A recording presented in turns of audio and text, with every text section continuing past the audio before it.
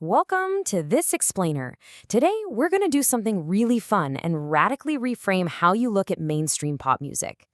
We usually just see pop stars as entertainers, fashion icons, or maybe really savvy business people.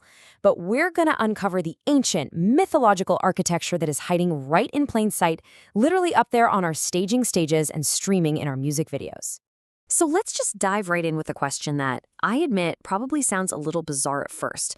What do ancient Greek religious rituals and the song Fergalicious actually have in common?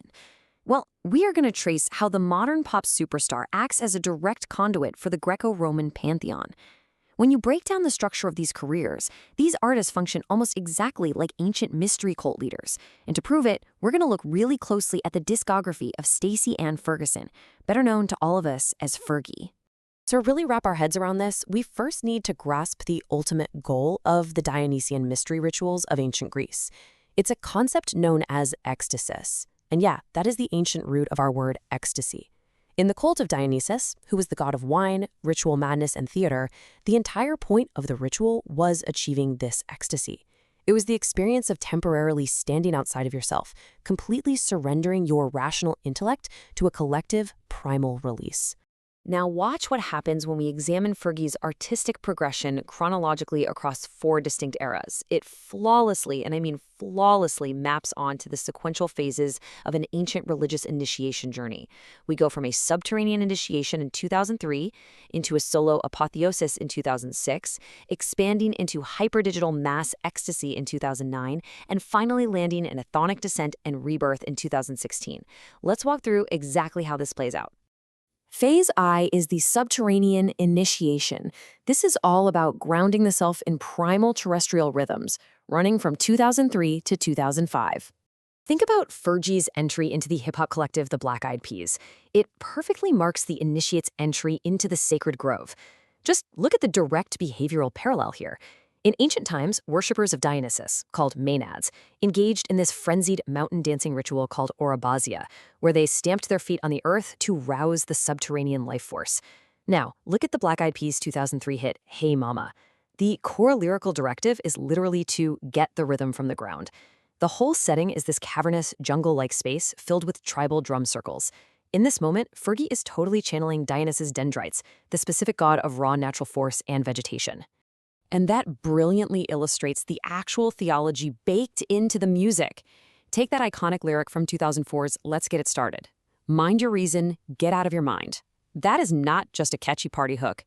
In the context of ancient mythology, this is an explicit invocation of Dionysos Maenimonos, the mad god. You see, Dionysian theology argues that mortal sanity is just a restrictive social construct. The song is literally commanding the crowd to discard that mortal sanity and submit to divine mania. Which brings us right into phase 2, solo apotheosis and sacrificial suffering. Here, the artist becomes the wandering royal deity, spanning 2006 to 2008. So, with her massive solo debut album, The Duchess, Fergie elevates to an individual royal manifestation. Let's compare how the ancients visualized divine luxury with how we do it today. In classical texts, like Euripides' play The Bacchus, the earth miraculously bursts open with rivers of milk, wine, and honey for the deity. Compare that to Fergaland from the Fergalicious video. It's a hyper-exaggerated vision of sensory indulgence. We've got a candy factory, melted chocolate, giant lollipop forests, and literally cake wrestling.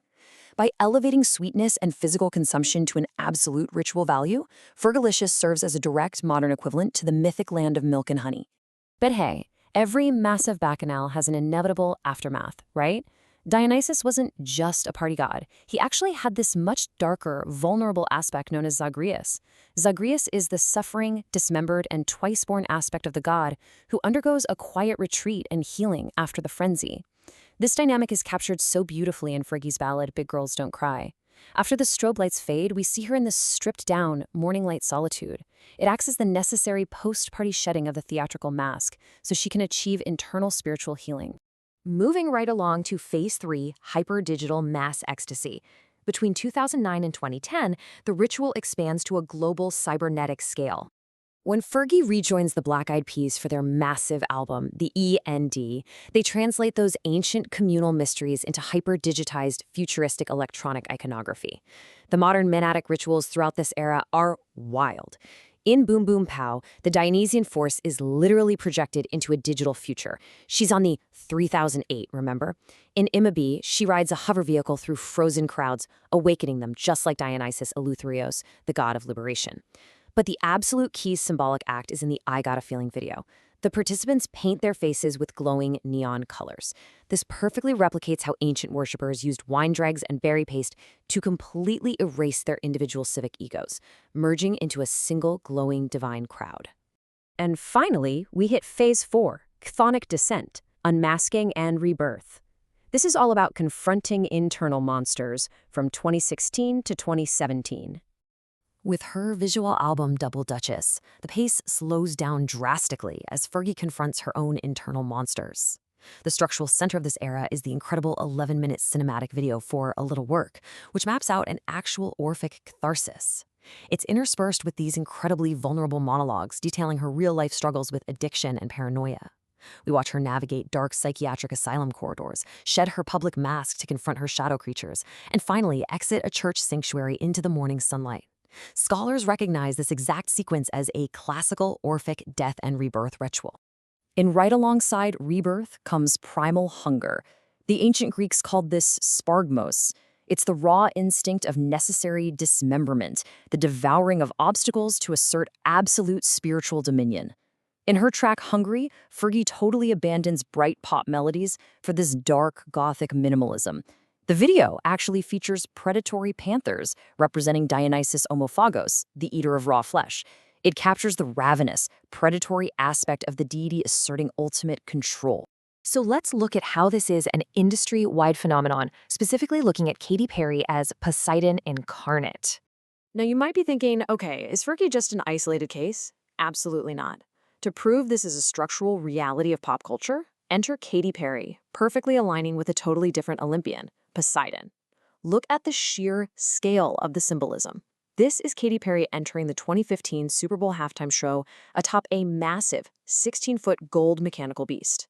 In ancient mythology, Poseidon wasn't just the god of the sea. As Poseidon Hippios, he actually commanded wild megafauna and created the first horses.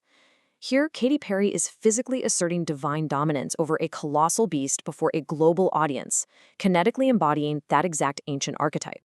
And her career metrics completely match this elemental force.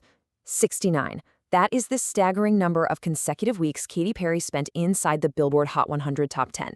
She didn't just have a few hit songs, she acted as a literal commercial tidal wave that completely saturated the globe. To put that into perspective, just look at the hydrologic dynamics of this pop tide. Her teenage dream era functioned as an extended cultural deluge. She equalized Michael Jackson's historical benchmark of 5 #1 singles from a single album. But notice what happens next. Just like the natural cycle of ocean tides, after this catastrophic commercial flood, her creative output naturally retreated into the darker, subterranean sonic spaces of her subsequent albums, exactly like a receding ocean tide gathering force in the deep. The really crucial point here is that even her vocal delivery and lyrical metaphors continuously invoke Poseidon's specific domains. We see her channeling the Earth Shaker epithet in Roar with stadium-shaking bass. In Tsunami, she moves to the irresistible hydraulic pull of the ocean deep. In Dark Horse, she acts as the sovereign unleashing elemental storms. And in Rise, she fully embodies Poseidon's Sauter, the savior from storms. The elemental alignment is just absolutely systematic. Which brings us to our ultimate realization, the surrogate mystery cult and filling the secular void. What this all brilliantly illustrates is that in contemporary secular societies, the traditional religious frameworks that used to provide us with collective ecstatic release have largely eroded. We just don't have seasonal bacchanals in the woods anymore, right? So pop stardom has stepped in to fill that exact void. The iconography of the pop star, adorned in theatrical masks, commanding vast assemblies, embodying both extreme vulnerability and triumph. It's functioning precisely as an ancient deity. By participating in these highly mediated pop rituals, modern audiences are granted a symbolic avenue to achieve that ancient ecstasy, stepping outside our mundane roles for a moment of powerful shared catharsis. So, I want to leave you with this provocative thought. Because underneath the neon lights, the digital avatars, and those irresistible pop hooks, the ancient gods are still very much alive, orchestrating the rhythm from the ground up. The next time you find yourself losing yourself in a massive stadium crowd, singing at the top of your lungs, completely surrendering to the music, whose ancient ritual are you really participating in?